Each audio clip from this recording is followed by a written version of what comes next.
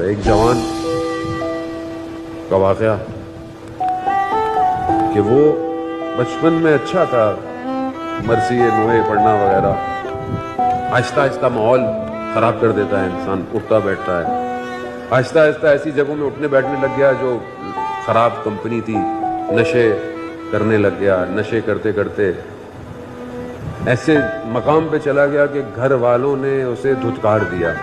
ماں باپ مذہبی تھے، ماں اسے گھر میں نہیں آنے دیتی تھی، چیزوں کو ہاتھ نہیں کہ نجس ہو، تو شراب پیتے ہو، نجس ہو، معاشرے میں بدنامی، ہر جگہ بدنامی۔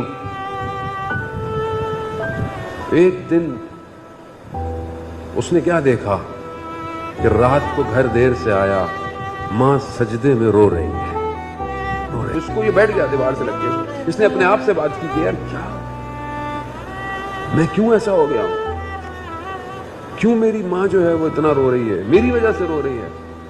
تو اٹھا اور ماں کے پاس کہ ماں کو میں کہوں، تو ماں ایک دم اٹھی تو ہاتھ اس کا سجدگاہ پہ لگنے لگا، ماں نے ایک دم اس کے ہاتھ کو اٹھا کے پھینک دیا، کہا دفع ہو جاؤ، کہا تم نجس ہو، یہ کربلا کی مٹی ہے، رونے لگا۔ کہا ماں حضرت عباس کی قسم میں آج کے بعد یہ کام نہیں کروں گا۔ کہا نہیں، جھوٹ بول رہے ہو، نکل جاؤ۔ کہا نہیں ماں، میں یہ نہیں کروں گا۔ 2-3 دفعہ اس نے بولا، کہا امام حسین کی قسم دیتا ہوں میں آپ کو، میں آج کے بعد یہ کام نہیں کروں گا۔ ماں نے کہا کہ وعدہ کرتے ہو؟ کہتا ہے 15 دن میں اپنے گھر سے باہر نہیں نکلا۔ کہا پہلے جب میں نشہ نہیں کرتا تھا، مجھے نہیں ملتا تھا تو میرے ہاتھ کانپنا شروع ہو جاتے تھے، لیکن مجھے کچھ نہیں ہوا کیونکہ میں نے حضرت عباس کی قسم کھائی تھی۔ میں بیٹھا رہا۔